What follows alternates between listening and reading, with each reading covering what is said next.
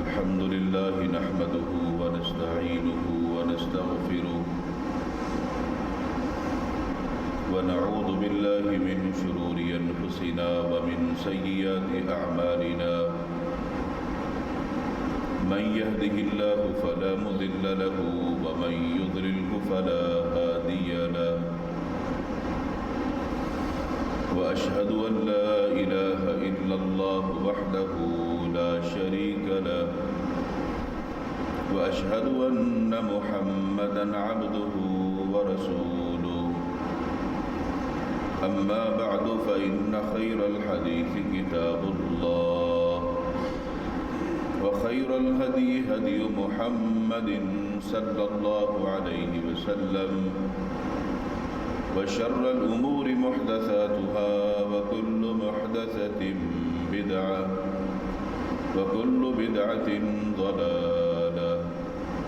وكل ضلالة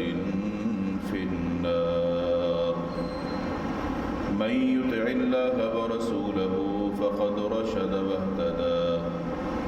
ومن يعص الله ورسوله فقد ضل وغوى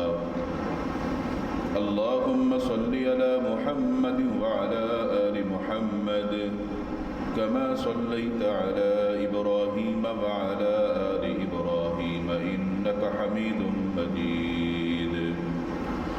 اللهم بارك على محمد وعلى آل محمد كما باركت على إبراهيم وعلى آل إبراهيم إنك حميد مجيد رب اشرح لي صدري ويسر لي أمري واحلل عقدة من لساني يفقه قولي رب زدني علما سبحانك لا علم لنا إلا ما علمتنا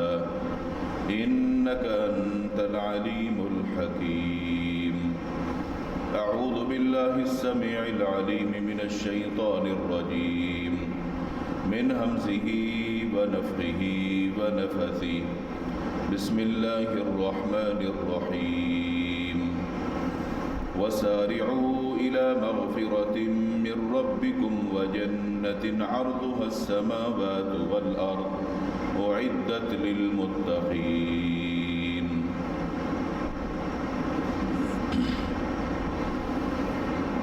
ہر قسم کی حمد و ثنا کبریائی بڑائی اللہ وحدہ لا شریک خالق کائنات مالک ارض و سما کے لیے درود و سلام ہو امام الانبیاء ہادی رہبر و رہنما احمد مجتبی جناب محمد الرسول اللہ صلی اللہ علیہ وآلہ وسلم کی ذات اقدس پر جن کو اللہ رب العالمین نے اس کائنات کے لیے رحمت للعالمین بنا کر مبعوث فرمایا ہے۔ حضرات گرامی، ہر مسلمان جس کو اس ماہ مقدس رمضان المبارک کے ساتھ محبت ہے، دلچسپی ہے، لگن ہے، اللہ تعالیٰ کی رحمت کو حاصل کرنے سمیٹنے کا شوق ہے، وہ اس سے بھرپور فائدہ اٹھانا چاہتا ہے، مگر یہ فائدہ آپ کس طریقے سے اٹھا سکتے ہیں؟ آپ کو کون کون سی کوشش کرنی ہوگی کہ رمضان کے جو ثمرات ہیں وہ آپ حاصل کر سکیں، اور اس کے لیے آپ کی تھوڑی سی جو محنت ہے، تھوڑی سی جو کوشش ہے، وہ آپ کو کامیابی کے لیے بلندی پر پہنچا سکتی ہے، اور آپ خود محسوس کریں گے کہ میں نے جو کوشش کی ہے اس ماہ مقدس میں مجھے واقعتاً بڑا فائدہ ہوا ہے، اور اس سے اللہ تعالیٰ بھی راضی ہو جائے گا، اور آپ کی زندگی میں اگر تبدیلی پیدا ہو جائے اور آپ کی بخشش ہو جائے،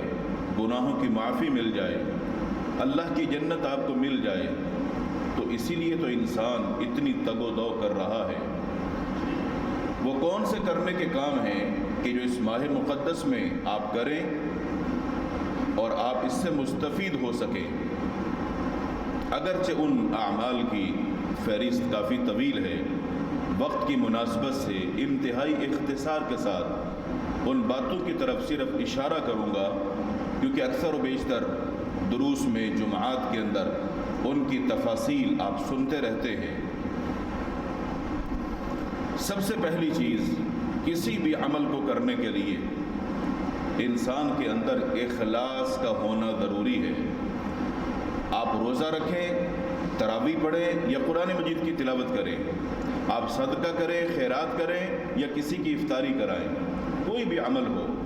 اگر تو وہ عمل اللہ کی رضا کے لیے ہے، اخلاص پر مبنی ہے، کرنے کا مقصد یہ ہے کہ میں اپنے رب کو راضی کرنے کے لیے کر رہا ہوں، تو یہ آپ کی نیکی، آپ کی نجات کے لیے کافی ہوگی۔ اور اگر اس کے کرنے میں لوگوں کو دکھلانا مقصود ہو کہ لوگ میری واہ واہ کریں گے، میری شہرت ہوگی، معاشرے کے اندر میرا نام چلے گا، تو یہ قیامت کے دن آپ کی بربادی کا سبب بن جائے گا، اور یہ ریاکاری انسان کے عمل کو تباہ و برباد کر دیتی ہے۔ تو ماہ مقدس میں سب سے پہلا کرنے کا کام، اپنے معاملات کو، جو بھی نیکی کے کام ہیں، ان کو اخلاص کی چھتری کے نیچے لے آئیں۔ اپنے عملوں کی اصلاح کے لیے اخلاص اس کی بنیاد ہے، اس کی پہلی اینٹ ہے۔ دوسری چیز، شرک سے نفرت اور شرک سے بیداری، اللہ کی توحید سے محبت اور توحید پر ثابت قدمی، یہ دوسری چیز ہے۔ آپ کی زندگی میں اس سے پہلے اگر کبھی ایسا کوئی موقع آیا، آپ نے کوئی شرکیہ کام کیا یا آپ نے شرکیہ بول بولا، کیونکہ جس معاشرے میں ہم رہتے ہیں بچنا بڑا مشکل ہے، ہماری کوئی نہ کوئی بات، کوئی نہ کوئی عمل ایسا ہوتا ہے جس میں شرک کی بو آتی ہے، اور اللہ تعالیٰ نے یہ پہلے ہی بات ارشاد فرما دی ہے، وَمَا يُؤْمِنُ أَكْثَرُهُمْ بِاللَّهِ إِلَّا وَهُمْ مُشْرِكُونَ۔ اللہ تعالیٰ پر ایمان لانے والے جتنے بھی لوگ ہیں، ان میں اکثریت مشرک ہیں، یہ اللہ نے پہلے ہی فرما دیا۔ وہ ہمارا خالق و مالک ہے، اس کو پہلے ہی پتا ہے میرے بندو کا ایمان کیسا ہوگا۔ تو شرک سے نفرت اور شرک سے بیداری، اگر آپ نے کوئی شرکیہ کام کیا ہے یا آپ سے سرزد ہو گیا ہے، اس سے اللہ تعالیٰ سے سچی معافی مانگیں۔ اللہ تعالیٰ سے اگر شرک پر بھی معافی مانگی جائے تو معاف فرما دیتا ہے۔ اس کی رحمت اس قدر وسیع ہے کہ اپنے بندے کی توبہ کو قبول فرما کر شرک جیسے گناہ کو بھی معاف فرما دیتا ہے۔ ہاں، اگر آپ نے شرک کیا،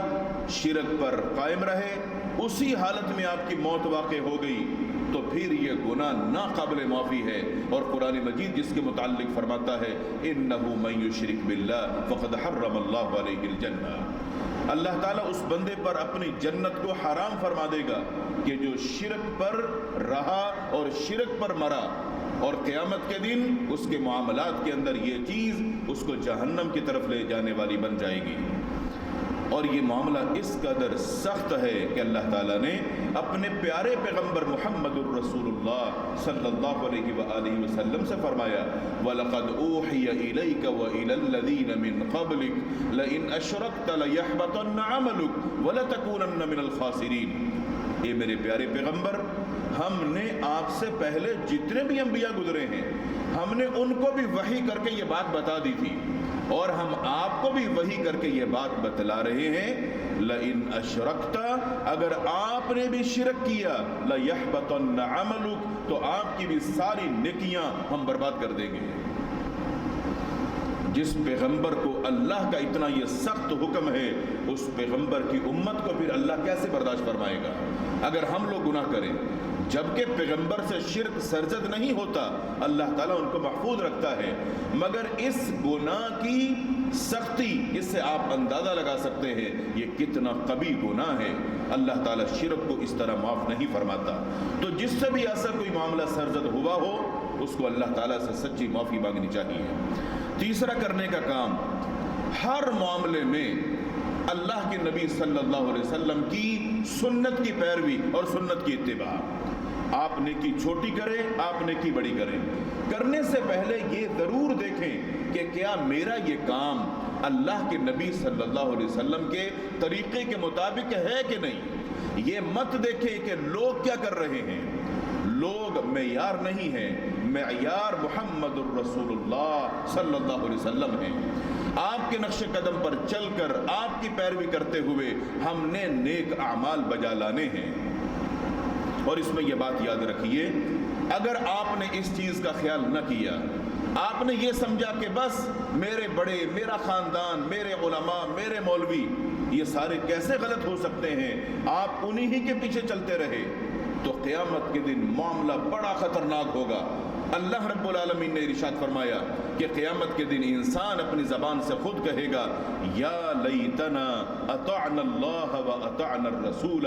کاش میں نے اللہ اور اس کے رسول کی اطاعت کی ہوتی، کاش میں نے اللہ اور اس کے رسول کی بات کو مانا ہوتا۔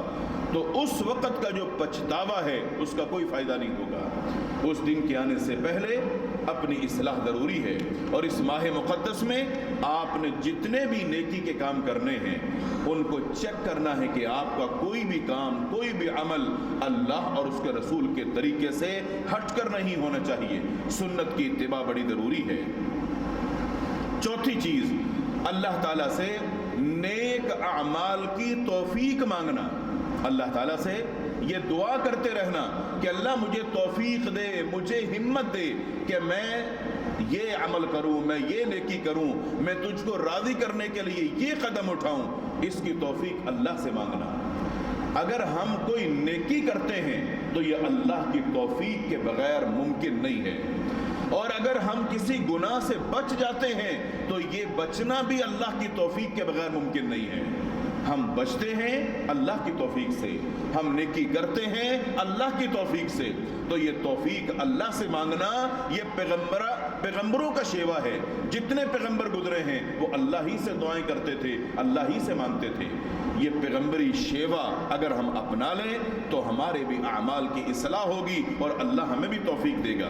چنانچہ قرآن مجید میں اللہ تعالیٰ نے سلیمان علیہ السلام کی ایک دعا کا ذکر کیا۔ وہ اللہ تعالیٰ سے دعا کرتے ہیں، رب اوزعنی ان اشکر نعمتک اللتی،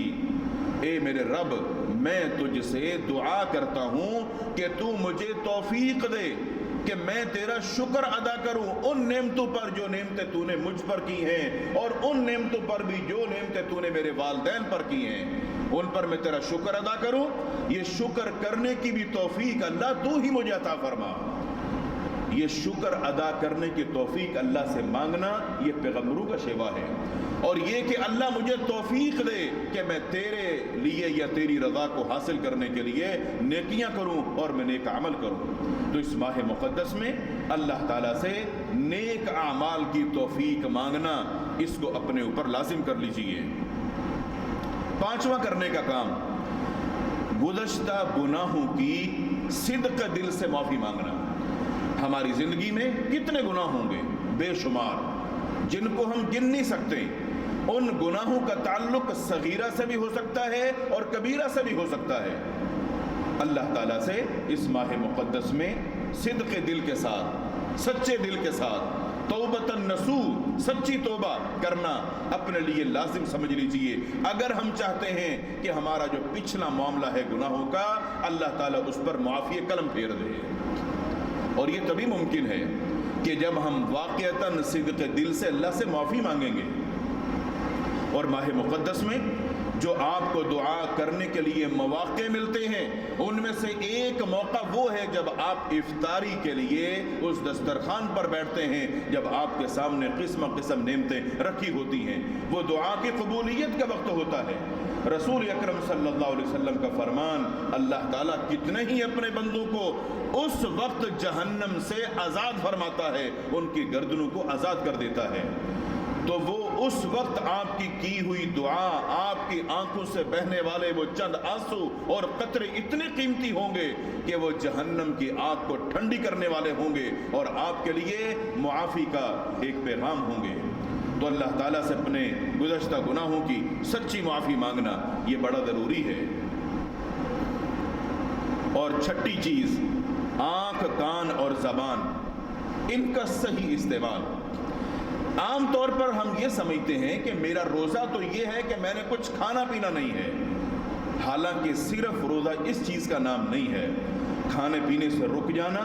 اس کے ساتھ ساتھ اللہ اور اس کے رسول کی جتنے بھی نافرمانی کے کام ہیں ان سے رک جانا،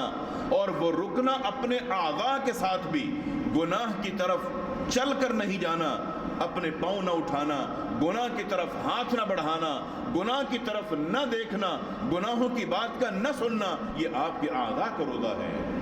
اور اگر آپ کھانا پینا چھوڑ دیں اور سب کچھ کرتے رہیں تو یہ آپ کو شیطان نے دھوکے کے اندر مبتلا کر دیا ہے کہ آپ کا روزہ ہے، آپ کے تمام اعضاء کا روزہ ہے۔ اور اگر آپ یہ پابندی شروع کر دیں کہ آج کے بعد میں نے زبان سے کچھ غلط بولنا نہیں،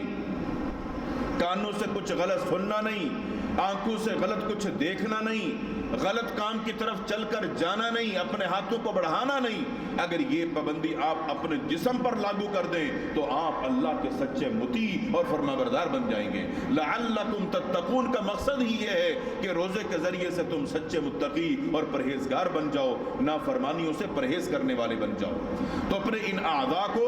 روزہ رکھوائیے، اور ان کا بھی روزہ اگر ہوگا تو پھر آپ کا یہ بھوک اور پیاس برداشت کرنا یہ اللہ تعالیٰ کے ہاں اس کی بڑی قیمت ہوگی۔ 7ویں نمبر پر حرام مال سے یا حرام کمائی سے مکمل اجتناب اور اس سے بچنا۔ ایک تو معاشرے میں وہ حرام چیزیں ہیں جن کو ہر بندہ جانتا ہے، اور کچھ حرام وہ معاملات ہیں جن کو لوگ اچھی طرح نہیں جانتے، ان میں شک اور شبہ ہوتا ہے کہ شاید یہ حلال ہے، شاید یہ حرام ہے۔ ان شک والی چیزوں کو بھی چھوڑ دینا یہ تقوی کا اعلیٰ درجہ ہے، اور حرام سے مکمل اجتناب کرنا یہ اپنے اوپر لازم کر لیجئے کہ اگر میں چاہتا ہوں میری عبادات قابل قبول ہوں تو اگر حرام آپ کے منہ میں یا پیٹ میں جاتا ہے تو پھر یقین کر لیجئے ان عبادات کا کوئی فائدہ نہیں۔ رسول اکرم صلی اللہ علیہ وسلم نے اس حدیث کے اندر کہ جس میں بندہ لمبا سفر کر کے اللہ کے حضور حاضر ہوتا ہے، اور لمبا سفر حج کا سفر ہوتا ہے، اگر وہ میدان عرفات میں پہنچ کر وہاں اللہ تعالیٰ سے دعائیں کر رہا ہے اور آگے سے آواز ملے کہ بندے تیرا کھانا، تیرا پینا، تیرا پہننا یہ سب حرام کا ہے، تیری دعائیں کہاں سے قبول ہوں گی؟ تو بتائیے پھر یہ ساری محنت کس کام کی؟ سعد بن ابی وقاص رضی اللہ تعالی عنہ اللہ کے پیغمبر صلی اللہ علیہ وسلم کی خدمت میں حاضر ہوئے کہ میرے لیے دعا کر دیجئے، اللہ تعالیٰ مجھے مستجاب الدعوات بنا دے، میں جو بھی دعا کروں میری دعا قبول ہو جایا کرے۔ آپ نے فرمایا نسخہ میں بتاتا ہوں، عمل تم کر لینا، مستجاب الدعوات بن جاؤ گے۔ کیا عمل بتایا؟ فرمایا منہ کی طرف اٹھنے والا ایک ایک لقمہ تمہیں اس پر یقین ہونا چاہیے، ایک ذرہ بھی اس کے اندر حرام کا نہیں ہے۔ جب تم حلال پر اکتفا کرو گے اللہ تمہاری ہر دعا قبول فرمائے گا۔ عبادات کے اندر دعا کی بڑی اہمیت ہوتی ہے۔ ہم کتنے سارے کام صرف اللہ تعالیٰ سے اپنی دعاؤں کے ذریعے سے کرتے ہیں اور مانگتے ہیں، تو اس لیے ضروری ہے کہ ان اعمال کے اندر اخلاص پیدا کر کے اللہ تعالیٰ کی رضا کو حاصل کرنے کے لیے ان چیزوں پر اپنے آپ کو تیار کیجیے۔ باقی کچھ اہم امور انشاءاللہ اگلے جمعے اللہ تعالیٰ سے دعا ہے اللہ تعالیٰ ہم سب کو دین سیکھنے، دین سمجھنے، اپنی اصلاح کرنے اور عمل کرنے کی توفیق عطا فرمائے۔ وآخر دعوانا الحمدللہ رب العالمین۔